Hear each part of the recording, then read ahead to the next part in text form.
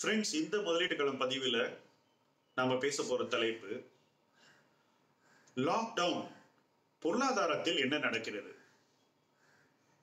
இன்று காலை லாக்டவுன் மேலும் நீட்டிக்கப்பட்ட தகவலை நாம் கேள்விப்பட்டோம். மே மாதம் 3ஆம் தேதி வரை லாக்டவுன் இருக்கும் என்பதே நமக்கு கிடைத்திருக்கும் தகவல். ஏப்ரல் மாதம் 20ஆம் தேதி இருக்கக்கூடிய சூழல் பொறுத்து இந்த லாக்டவுன் சில இடங்களில் மெதுவாக தளர்த்தப்படலாம் என்ற ஒரு நம்பிக்கை நமக்கு கிடைத்திருக்கிறது. ஆனால் இந்த நம்பிக்கை மட்டும் போதாது என்பதே உண்மை. இந்த சூழ்நிலையில பொருளாதாரத்தில் என்ன நடக்கிறது அப்படிங்கிறத பத்தி நாம இப்போ பேச போறோம். அடிப்படையில பல தொழில்கள் முடக்கப்பட்டிருக்கின்றன. வெகு சில மாநிலங்களில் வெகு சில தொழில்கள் மட்டுமே இயக்கத்தில் இருக்கின்றன.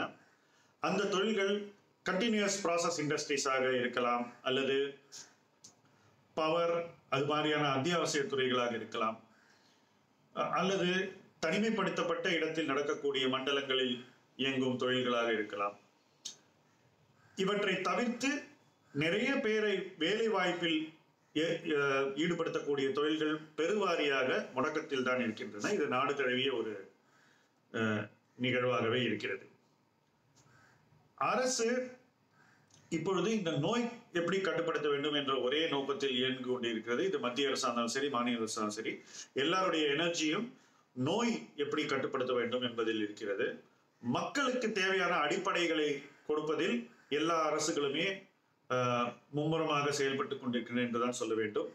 இந்த அடிப்படை என்று சொல்வதில் உணவு, மருத்துவம், குடிநீர், மின் தேவைகள், இதை தான் நம்ம சொல்றோமே தவிர டிரான்ஸ்போர்டேஷன் மாதிரி விஷயங்கள் நிறுத்தப்பட்டு தான் இருக்கின்றன. அரசுக்கு வருவாய் முழுதுமே கிட்டத்தட்ட ஒரு ஸ்டாப்பேஜ் வந்துருச்சு. அரசுக்கு வருவாய் என்று ஒன்றுமே இல்லாத ஒரு சூழ்நிலை தான் இன்று நிலவி வருகிறது. இது நாடு தழுவி. இது மாதிரியான ஒரு சூழ்நிலை இந்தியாவில் இதற்கு முன் இருந்ததே இல்லை என்பதை முதலில் நாம் உணர வேண்டும்.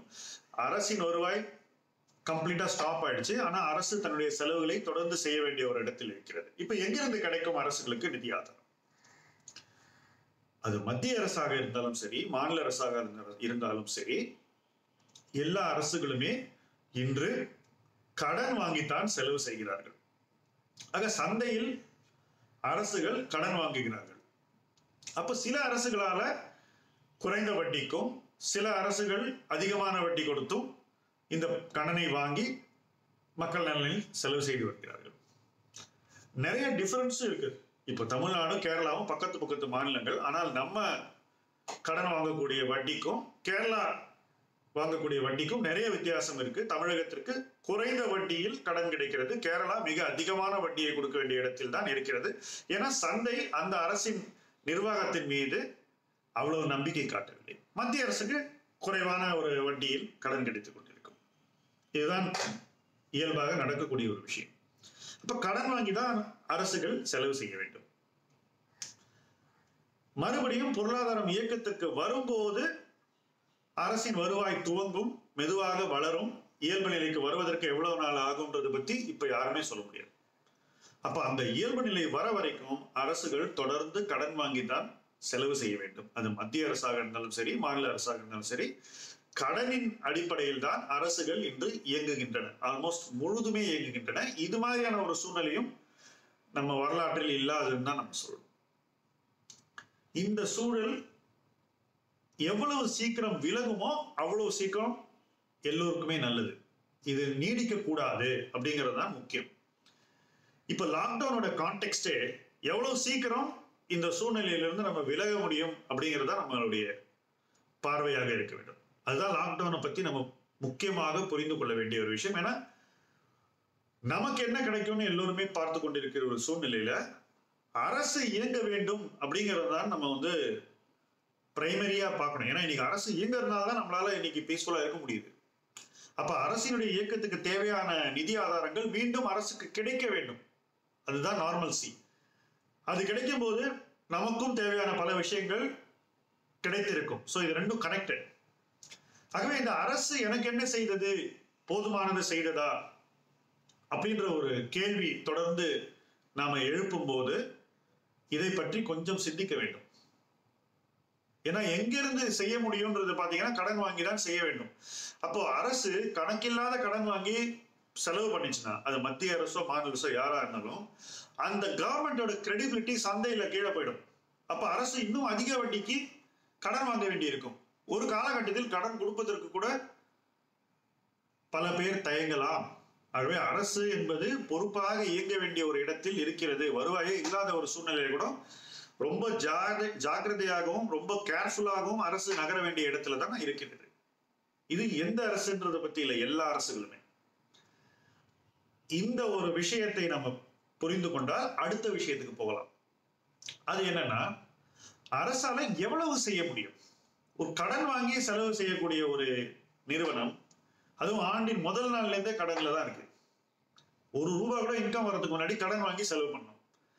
அப்படி இருக்கும்போது ஒரு நலிந்த நிலையில் இருக்கக்கூடிய ஒரு அரசு எந்திரம் எந்த அளவுக்கு அதை செய்ய முடியும் அப்படின்ற ஒரு கேள்விக்குறி எல்லாருக்குமே இருக்கு. ஆனா நம்ம நிறைய எதிர்பார்ப்புகளை வச்சிருக்கோம். அப்ப அந்த எதிர்பார்ப்புகள் இந்த ஒரு ஸ்டேட்டஸ் யதார்த்தத்தை சார்ந்து இல்லைன்றது என்னுடைய கணிப்பு. அப்ப அந்த எதிர்பார்ப்புகளை இதோட நாம பொருத்தி பார்க்கணும். இப்ப அரசு என்ன செய்யறது? முதல்ல கையில இருக்கிற பணம், அரசுடைய பணம் எங்க இருந்து நீங்க பாத்தீங்கன்னா, கொள்முதல் செய்த உணவுப் பொருட்கள்ல இருந்து ஏற்கனவே செலவு பண்ணியாச்சு. அந்த பணத்தை அரசு முதல்ல மக்களுக்கு டிஸ்ட்ரிபியூட் பண்ணிச்சு. எப்படி? பொருளாகவே கொடுத்தது. அதுதான் முதல்ல கவர்மெண்ட் திங்க் பண்ணுது. ரெண்டாவது, அரசு ஏற்கனவே வாங்கி வைத்திருந்த கேஸ் ஏற்கனவே நம்ம கிட்ட இருக்கு, வாங்கி வச்சிருக்கோம். ரெண்டாவது, அது நிறுவனம் மூலமாக அரசு பெற முடியும். ஸோ அந்த நிறுவனங்களை அரசுக்கு கடன் கொடுக்கலாம். கொஞ்சம் ஒரு இந்த இயல்பு நிலை வர வரைக்கும் இருக்கக்கூடிய பெட்ரோலியம் கம்பெனிஸ் கொஞ்சம் அரசுக்கு கடன் கொடுக்க முடியும். அப்ப அவங்க கிட்ட கொஞ்சம் கடன் வாங்கி அந்த பொருட்களையும் மக்களுக்கு கொடுக்க முடியும். இது ரெண்டாவது. மூணாவது, வேலை இழந்தவர்களை அவங்க வீட்டிலேயே இருக்கும்போது அவங்களுக்கு தேவையான அடிப்படை செலவுகளுக்கு கொஞ்சம் பணம் கொடுப்பது. இதை ஒரு வழியில் கொடுத்திருக்கலாம். ஆனால் அரசு அப்படி செய்யாமல் பல வழிகளில் கொடுத்திருக்கு. எத்தனை வழிகள் நம்ம சொல்லுவோம். முதல்ல தமிழகம் போன்ற மாநில அரசு முதல்ல ஒரு 1000 ரூபாய் முதல்ல ஒரு தொகையை கொடுத்தாங்க. மறுபடியும் இப்ப 2வது தொகையை அறிவிச்சிருக்காங்க. மத்திய அரசு ஜன்தன் அக்கௌண்ட் வச்சிருக்கிறவங்க எல்லாருக்குமே 3 மாதத்துக்கு சேர்த்து ஒரு 1500 ரூபாய் கொடுக்க போறாங்க. விவசாயிகளுக்கு ஒரு 2000 ரூபாய் கொடுத்தாங்க. அப்புறம் அமைப்பு சாரா தொழிலாளர்களுக்கு ஒரு தொகையை எல்லோருமே கொடுத்தார்கள். இதுல பல பேருக்கு இது எல்லாமே சேர்ந்து கிடைக்குது, ஒண்ணு மாத்திரம் கிடைக்கல. அப்படி கிடைக்கும் போது அவங்களுக்கு அந்த குடும்பங்களுடைய வருவாய் ஓரளவுக்கு ஸ்டெபிலைஸ் ஆயிருக்குன்னு தான் நம்ம சொல்லணும். அடுத்தது, அரசுகள் உணவு தட்டுப்பாடு இல்லாமல் இருக்க வேண்டும் என்ற ஒரு பொறுப்பிலும் இருக்கிறார்கள். அப்ப விவசாய பொருட்களை அந்த ஃபார்மர்ல இருந்து நுகர்வு செய்யப்படும் இடத்திற்கு கொண்டு வர வேண்டும். அதுவும் விலை இழக்காத வண்ணம் வரணும். ஃபார்மருடைய விலை ரொம்ப கம்மியாகக்கூடாது. இப்ப அந்த ஒரு ஏரியால கவர்மெண்ட் இமீடியட்டா இன்டர்ஃபியர் பண்ணலாம். இதுல மத்திய மாநில எல்லா அரசுகளுமே இதில் மும்முரம் காட்ட முடியும். அதை இப்பொழுது காட்ட துவங்கி இருக்கிறார்கள். அடுத்த சில வாரங்கள்ல அது ஸ்டெபிலைஸ் ஆகும். ஏன்னாக்க இது ஸ்டெபிலைஸ் ஆயிடுச்சுன்னா ஒரு தொழிலை நம்பி இருக்கும் பலருக்கு வாழ்வாதாரம் உடனடியாக கிடைத்துவிடும். ஸோ விவசாயத்தை நம்பி இருக்கிறவங்கள நம்ம உடனடியாக ஸ்டெபிலைஸ் பண்ண முடியும். அதுக்கு அடுத்தது தொழில்கள். இப்ப தொழில்கள்ல பல வகையான தொழில்கள் இருக்கு. முதலீடு அதிகம் தேவையில்லாமல் இயங்கக்கூடிய தொழில்கள், அவையும் பல பேருக்கு வேலை வாய்ப்பு கொடுக்கிறது. ரொம்ப அதிகமாக முதலீடு தேவைப்படும் தொழில்கள், அவையும் பல பேருக்கு வேலை வாய்ப்புகள் கொடுக்கிறது. இப்ப அரசு எல்லா தொழில்களையும் ஒரே பார்வையில் பார்க்க முடியாது. ஒவ்வொரு தொழிலுக்கும் ஒவ்வொரு தேவை இருக்கும். அடிப்படையில் அரசு என்ன செய்ய வேண்டும் என்று நான் நினைக்கிறேன் என்றால், இந்த அதிக அரசின் உதவி தேவையில்லாத தொழில்களை முதல்ல இயக்கத்துக்கு கொண்டு வந்துடும். ஸோ அது என்னை பொறுத்த வரைக்கும் அடுத்த 2-3 வாரங்களில் நிச்சயமாக நடக்கும். ஸோ அந்த தொழில்கள் இயங்க ஆரம்பிக்கும் போது நேரடியாகவும் மறைமுகமாகவும் அந்த தொழில்கள் பல பேருக்கு வேலை வாய்ப்பு கொடுக்கும். உதாரணத்திற்கு உணவுப் பொருட்கள் தயாரிக்கும் தொழில்கள், நிச்சயமாக மருந்து தயாரிக்கும் தொழில்கள், இது மாதிரியே பல தொழில்கள் இருக்கின்றன. அந்த தொழில்கள்லாம் உடனடியாக ஃபுல் ஆபரேஷனுக்கு வரத்துக்கு அரசுகள் முயற்சிக்க வேண்டும். 4வதாக, மைக்ரேஷன், பல பேர் என்ன சொன்னாங்க, புலம்பெயர்ந்தவர்கள் திரும்பி போக முடியாம தவிக்கிறாங்க, அல்லது அவங்க போகும்போது அவங்களுக்கு சரியான டிரான்ஸ்போர்டேஷன் கிடைக்கல. டெல்லியிலாம் பார்த்தோம். ஆக்சுவலா இஷ்யூ அது இல்லை. மற்ற நாடுகளில் என்ன நடந்ததுங்கிறத நம்ம புரிந்து கொள்வோம். வூஹான் எங்க இந்த கொரோனா வைரஸ் ஆரம்பித்ததோ அந்த இடத்துல மொத்தத்தையும் முதல்ல பிளாக் பண்ணிட்டாங்க, யாருமே நகர முடியாத வண்ணம். இப்போ அவங்க லாக்டவுனை எடுத்துட்டாங்க. எடுத்தப்ப என்ன நடந்ததுனாக்கா, வூஹான்ல இதே மாதிரி நீங்க டெல்லியில பார்த்த மாதிரி அதோட ப்ராப்ளி பல மடங்கு அதிகமாக புலம்பெயர்ந்த தொழில் செய்பவர்கள் இருந்தாங்க, வேலையாட்கள். இது திறந்த உடனே எல்லாருமே திரும்ப போக ஆரம்பிச்சிட்டாங்க மறுபடியும் அவங்க ஊருக்கு.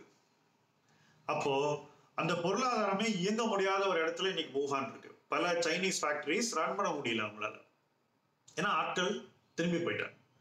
இப்போ அரசு செய்ய வேண்டிய முக்கியமான விஷயம், இந்த ஒரு இடத்திலிருந்து இன்னொரு இடத்திற்கு வேலை வாய்ப்புக்காக புலம்பெயர்ந்தவர்கள் அங்கேயே தொடர்வதற்கான ஒரு நம்பிக்கையை அவர்கள் மனதில் ஏற்படுத்த வேண்டும். அந்த ஒரு மைக்ரேஷன், ரிவர்ஸ் மைக்ரேஷன் நடக்காத வகையில அரசு இன்னைக்கு பார்த்து கொள்ள வேண்டிய இடத்தில் இருக்கிறது. அரசு நான் சொல்லும் போது முக்கியமாக அந்தந்த மக்கள் இருக்கக்கூடிய பகுதிகளை நிர்வகிக்கக்கூடிய லோக்கல் கவர்மெண்ட். இப்ப சைனா எடுத்துக்கிட்டேன்னா அந்த லோக்கல் ப்ரொவின்சியல் கவர்மெண்ட் தான் அதுக்கு பொறுப்பு. ஸோ அந்த லோக்கல் கவர்மெண்ட்ஸ் இந்த மைக்ரேஷனை திரும்பி நடக்காத வகையில அவங்க பார்த்துக்கொள்ளணும். இப்ப தமிழகத்தை எடுத்துக்கிட்டீங்கன்னா என்ன நடந்ததுன்னா, மாநில அரசு இது மாதிரி புலம்பெயர்ந்த மக்களுக்கெல்லாம் போய் ஆளுக்கு ஒரு ஃபுட் ஹேம்பர் கொடுத்தாங்க. அதுல எல்லா உணவுகள், எல்லா தேவை, அவங்க வாழ்வதற்கு தேவையான பல பொருட்களை எப்படி ரேஷனில் கொடுக்கிறார்களோ அதே மாதிரி அவங்க தேடி போய் கொடுத்துருக்காங்க பல பேருக்கு. இதனுடைய நோக்கமே மறுபடியும் இயல்பு நிலை திரும்பும் போது இந்த மக்கள் இங்கேயே இருந்து இந்த பொருளாதாரம் மீண்டும் இயங்குவதற்கு அவங்க பணியை செய்ய வேண்டும். அவங்க மறுபடியும் ஊருக்கு போக வேண்டிய ஒரு அவசியத்தையும் அவசரத்தையும் காட்டக்கூடாது அப்படிங்கிறதா. ஸோ இது மைக்ரேஷனை பொறுத்த மட்டும் முக்கியமான ஒரு விஷயம். அடுத்தது சிக்கலில் இருக்கக்கூடிய நிறுவனங்கள். நிறைய நிறுவனங்கள் பிரச்சனையில ஏற்கனவே இருந்தாங்க. அவங்களுடைய கடன்களை செலுத்த முடியாமலும், அல்லது வரிகளை செலுத்த முடியாமலும், அல்லது அவங்க கொடுக்க வேண்டிய சம்பளத்தை கூட கொடுக்க முடியாத நிலையில இந்த லாக்டவுனுக்கு முன்னாடியே பல நிறுவனங்கள் இருந்தன. இப்ப அந்த நிறுவனங்கள் மறுபடியும் எப்படி இயக்கத்திற்கு வருவது, அதற்கு யார் பொறுப்பாவது என்ற ஒரு கேள்வி இருக்கிறது. என்னை பொறுத்த வரைக்கும் சில சிக்கல்களை அரசால் தீர்க்க முடியாது. அதை நிறுவனங்களும் அவர்களை சார்ந்தவர்கள்னா நிறைய பேர் இருக்காங்க. ஸ்டேக் ஹோல்டர்ஸ் நம்ம ஆங்கிலத்தில் சொல்வோம். நிறுவனத்திற்கு கடன் கொடுத்தவர்கள், அதாவது நிதி கடன். ரெண்டாவது பொருட்கடன், கிரெடிட் கொடுத்தவங்க. மூன்றாவது உழைப்பு கடன், எம்ப்ளாயீஸ், இவங்க இருக்காங்க. நான்காவது வாடிக்கையாளர்கள், அவங்களும் ஒரு விதத்தில் நிறுவனத்திற்கு கடன் பட்டிருக்கிறார்கள். எப்படின்னா, இந்த நிறுவனம் கொடுக்கக்கூடிய பொருட்களையும் சேவைகளையும் நம்பித்தான் அவர்கள் இருக்கிறார்கள். அதை இவர்கள் பணம் கொடுத்து பெற்றிருக்கலாம், அல்லது பணம் கொடுக்காமல் பெற்றிருக்கலாம். நிறுவனத்துடைய பணம் அந்த வாடிக்கையாளர்கிட்ட இருக்கு. இந்த வகையில் இந்த 4 ஸ்டேக் ஹோல்டர்ஸுமே இணைந்துதான் பல நிறுவனங்களின் இயக்கத்தை மறுபடியும் சரி செய்ய முடியும். இந்த 4 பேர் இணையனா அரசு என்ன பண்ணாலும் அந்த நிறுவனத்தை சரி பண்ண முடியாதுங்கிறது தான் என்னுடைய கருத்து. ஸோ இந்த விஷயத்துல அரசு என்ன செய்யணும்? ஒன்றும் செய்யாமல் இருக்க முடியாது. இப்ப அரசு என்ன செய்யலன்னா, அரசு தரப்பிலிருந்து அந்த நிறுவனத்துக்கு கொடுக்கக்கூடிய அந்த நிர்பந்தங்கள் அல்லது அந்த அழுத்தங்களை கொஞ்ச காலகட்டத்திற்கு அவங்க தளர்த்திக்கலாம். அப்ப அதுதான் அவங்க இப்ப செஞ்சுட்டாங்க. இந்த இன்ஸ்டால்மெண்ட் கொடுக்க வேண்டாம், வட்டியை உடனே கட்ட வேண்டாம், அல்லது வரிகளை கொஞ்சம் தள்ளி கட்டலாம். இந்த 3 விஷயங்கள் தான். இது 3ஐயும் அவங்க செஞ்சிருக்காங்க. அதே போல இந்த PF போன்ற பணத்தை அரசு தானே கட்டுறேன்னு சொல்லியிருக்காங்க. அது ஒரு நாளாவது, அது ஒரு நல்ல விஷயம். ஸோ அரசு தான் செய்ய வேண்டிய சில விஷயங்களை செய்திருக்கிறது. 5வதாக ஒரு விஷயத்தை விட அரசு செய்யலாம்னு நான் நினைக்கிறேன். என்னன்னா, யாரெல்லாம் ஒரு குறுகிய காலகட்டத்திற்குள் தன்னுடைய வங்கி கணக்குகளை சரி செய்து கொள்ள முன் வருகிறார்களோ அவங்களுக்கு ஒரு இன்சென்டிவ் மாதிரி கொடுக்கலாம். அந்த வட்டியில ஒரு பகுதியை குறைச்சிக்கலாம். ஏதாவது ஒரு வகையில அவங்க மறுபடியும் ஒரு உற்சாகத்தோடு தொழில்களை நடத்துவதற்கு அரசும் வங்கிகளும் முன்வர வேண்டும் என்பதே என்னுடைய கருத்து. ஏன்னா ஒரு மிக மோசமான நிலைமையில அந்த நிறுவனத்தை சப்போர்ட் பண்ணலனாக்கா, அதுவும் அவங்க சரியாகணும் நினைக்கிற நிறுவனங்களை சப்போர்ட் பண்ணலனாக்கா, அந்த இழப்பு நிச்சயமா இவங்க 2 பேருக்கு இருக்கு, அரசுக்கும் வங்கிகளுக்கும் இருக்கு. ஸோ அவங்க 2 பேரும் சேர்ந்து கூட சில விஷயங்களை செய்யலாம். அதற்கான ஒரு காலகட்டம் இப்பொழுது இருக்கிறது. அடுத்ததாக அரசு முக்கியமாக செய்யக்கூடிய ஒரு விஷயம், இந்த லாக்டவுன்ல இருந்து வெளியே வரும்போது முதல்ல சில நிறுவனங்கள் உடனடியாக உற்பத்தியை அதிகப்படுத்திக் கொள்வதற்கான உதவிகளை எல்லாம் செய்ய வேண்டும். அதில் ஏற்றுமதி சார்ந்த நிறுவனங்கள் மிக முக்கியமானவை நினைக்கிறேன். என்ன காரணம்னா, அவங்களுடைய அந்த பிசினஸ் சைக்கிள் ரொம்ப ஷார்ட். ஒரு 30-40 நாள் இழக்கும் போது அவங்க வாடிக்கையாளர்களே இழக்கக்கூடிய ஒரு சூழ்நிலை ஏற்படும். அந்த வாடிக்கையாளர்களுக்கு பிரத்யேகமாக அவங்க பல விஷயங்களை செஞ்சிருப்பாங்க. பொருட்களை தெரிவித்திருப்பார்கள், டிசைன்ஸ் பண்ணியிருப்பாங்க, உற்பத்தி செஞ்சு வச்சிருப்பாங்க, அல்லது பாதி உற்பத்தியில நிறுத்தப்பட்டிருக்கும். இதையெல்லாம் உடனே முடிச்சு அந்த வாடிக்கையாளர் மறுபடியும் அவங்களுடைய பொருட்களை ஏற்றுக்கொண்டு இவங்க அந்த பொருட்களை அனுப்பி பணத்தை பெற்று ஒரு இயல்பு நிலைக்கு வர வேண்டும். ரொம்ப ரொம்ப சேலஞ்சிங்கான ஒரு காலகட்டத்தில் அந்த துறை இருக்கிறது. அப்ப அந்த துறைக்கு ஏதாவது செய்ய முடியுமா அப்படின்னு அரசு நிச்சயமாக உடனடியாக பார்க்க வேண்டும் நினைக்கிறேன். ஏதாவது ஒரு வகையில அந்த ஒரு உற்சாகத்தை மறுபடியும் கொண்டு வருவதற்கு. ஏன்னா கடந்த ஒரு சில ஆண்டுகளாக அந்த துறை தன்னையே பார்த்து கொள்ளும் அப்படின்ற ஒரு அப்ரோச் கவர்மெண்ட்ல இருந்ததுங்கிறத யாருமே மறுக்க முடியாது. நிறைய பாலிசி டிங்கரிங் பண்ணிக்கிட்டே இருந்தாங்க, மாத்தி மாத்தி அமைச்சுக்கிட்டு இருந்தாங்க.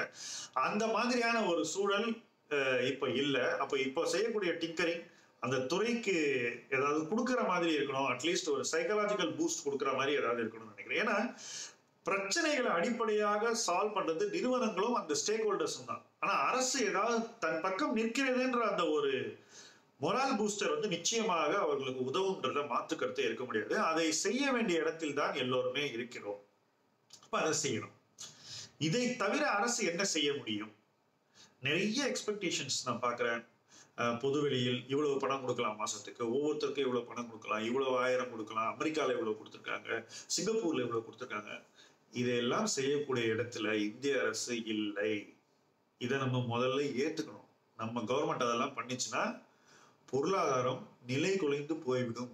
இன்னைக்கு இருக்கக்கூடிய எக்கானமியை ப்ரொடெக்ட் பண்ணி அதுக்குள்ள நம்ம அத்தனை பேரையும் ப்ரொடெக்ட் பண்ண வேண்டிய இடத்துலதான் கவர்மெண்ட் இருக்கு. அது மாநில அரசா இருக்கலாம், மத்திய அரசா இருக்கலாம், அல்லது ஒரு யூனியன் டெரிட்டரி கவர்மெண்டா கூட இருக்கலாம். ஆனா எல்லோருமே இந்த இடத்துலதான் இருக்காங்க. அதனால அவங்க கிட்ட நம்ம எதிர்பார்க்கிறது ரியலிஸ்டிக்கா இருக்கணும். அப்போ என்ன மாதிரி செய்ய முடியும்னா, நம்மளுடைய லாக்டவுன் பீரியட்ல நமக்கு உணவு தட்டுப்பாடு இல்லாமலும் மின் தட்டுப்பாடு இல்லாமலும் நம்ம கம்ஃபர்டபுளா இருக்கிறதுக்கும் ட்ரீட்மெண்ட் கரெக்டா பார்க்கறதுக்கும் இந்த நோயை வெல்வதற்கும் அரசால் செய்ய முடியும். மீண்டும் இயக்கத்திற்கு நாம் வருவதற்கு அரசால சப்போர்ட் பண்ண முடியும். சப்போர்ட்டுங்கிறது நான் சொன்ன விதத்துல தான் இருக்க முடியும் ஒழிய நம்ம பிரச்சனையை மொத்தமா அவங்க தலையில ஏற்றுக்கக்கூடிய இடத்துல அரசுகள் இல்லை. அதை எதிர்பார்ப்பது நமக்கு நல்லது. ஏன்னா நம்ம அந்த எதிர்பார்ப்புல உட்காந்துருந்தோம்னு வச்சுங்க, காலம் கடந்து விடும். நம்ம ஒரு அந்த ஒரு விண்டோ ஆஃப் டைம் போயிடுச்சுன்னா நம்ம தோல்வியை நோக்கி போயிடும். அதனால அந்த ஒரு இடத்துக்கு நம்ம போகக்கூடாது. முக்கியமாக இந்த பொருளாதாரம் மீண்டும் எழுந்து வருவதற்கும் இயல்பு நிலைக்கு வருவதற்கும் தேவையான ஒரு விஷயம் ப்ரொடக்டிவிட்டி. என்ன பொறுத்த வரைக்கும் இந்த வீடியோ பார்க்க ஒவ்வொருத்தருமே நினைக்க வேண்டிய ஒரு பொறுப்பு, நம்மளுடைய உற்பத்தியை நாம ஒரு 10-20% கூட்டணும். இதுக்கு முன்னாடி ஒரு லெவல்ல நம்ம வேலை செஞ்சோம்னா, இப்ப இந்த லாக்டவுன் முடிஞ்சு நம்ம மறுபடியும் உற்சாகமாக நம்ம வேலையை செய்ய ஆரம்பிக்கும் போது ஒரு 20 to 25% நம்ம நம்மளுடைய ப்ரொடக்டிவிட்டியை கூட்டி நம்மை சார்ந்து இருக்கக்கூடிய தொழில்களும் நிறுவனங்களும் ஊழியர்களும் வாடிக்கையாளர்களும் அந்த பயன்களை முழுவதுமாக அடையும் வகையில் நம்ம செயல்பட வேண்டும். அப்படி பண்ணும்போது நமக்கு அதன் பலன்கள் நிச்சயமாக உரிய நேரத்தில் திரும்பி வரும். உரிய நேரம்னா 10 வருஷம் கழிச்சு இல்லை, ஒரு 6 மாசம் 1 வருஷத்துலயே நமக்கு அந்த பலன்கள் மெதுவாக தெரிய ஆரம்பிக்கும். சில ஆண்டுகள்ல அந்த பலன்கள் சேர்த்து வைத்து கொடுத்து விடும். இப்ப நம்ம ஒரு மாசம் நம்ம இழந்துட்டோம்னா இந்த இழப்புகளுக்கும் சேர்த்து நம்ம ஒரு நல்ல இடத்துக்கு போறதுக்கு வாய்ப்பு இருக்கு. அதுக்கு ஒரே ஒரு விஷயம் தான் நம்ம கையில இருக்கு, அது உற்பத்தி, ப்ரொடக்டிவிட்டி. அதை நம்ம ஒவ்வொருத்தருமே கொண்டு வர வேண்டிய ஒரு இடத்துல இருக்கோம். அரசால உற்பத்தியை கொண்டு வர முடியாது. எந்த அரசாலேயோ அரசியல்வாதியாலேயோ அல்லது நிதி கொடுப்பவர்களாலேயோ உற்பத்தியை கொண்டு வர முடியாது. இன்னைக்கு இந்த பொருளாதார தேக்கத்தில் இருந்து ஒட்டுமொத்த சமூகமும் வெளியே வர வேண்டும்னா அதுக்கு இருக்கக்கூடிய முக்கியமான ஒரு தேவை உற்பத்தி. அந்த உற்பத்தியை எப்படி கொடுக்க வேண்டும் என்ற ஒரு சிந்தனையில் அனைவரும் ஈடுபடுவோம். இந்த லாக்டவுன் சம்பந்தப்பட்ட பொருளாதார விஷயங்களை இந்த ஒரு பதிவில் பேசினேன். தொடர்ந்து வரக்கூடிய தகவல்கள் மாற்றங்களுக்கு ஏற்ற மாதிரி இந்த சப்ஜெக்டை பற்றி நம்ம விவாதிப்போம். இது ஒரு மிக மிக கடினமான காலகட்டம் என்பதில் எந்த சந்தேகமும் இல்லை. இந்தியாவினுடைய சுதந்திர வரலாற்றில் இது மாதிரியான ஒரு சூழல் நமக்கு இருந்ததே கிடையாது. இந்த சூழலிலிருந்து நம்ம மீண்டு வர வேண்டும் என்பதுதான் நம்முடைய கட்டாயம். ஒரு கட்டாயம் இருக்கும்போது அந்த கட்டாயத்திற்கு தேவையான அனைத்து விஷயங்களையும் எல்லோரும் செய்வோம். தொடர்ந்து விவாதிப்போம். முதலீட்டு களம் பாருங்கள். உங்கள் நண்பர்களுக்கும் இந்த வீடியோவை ஷேர் பண்ணுங்க. நல்ல நேரம் விரைவில் பிறக்கட்டும். நன்றி.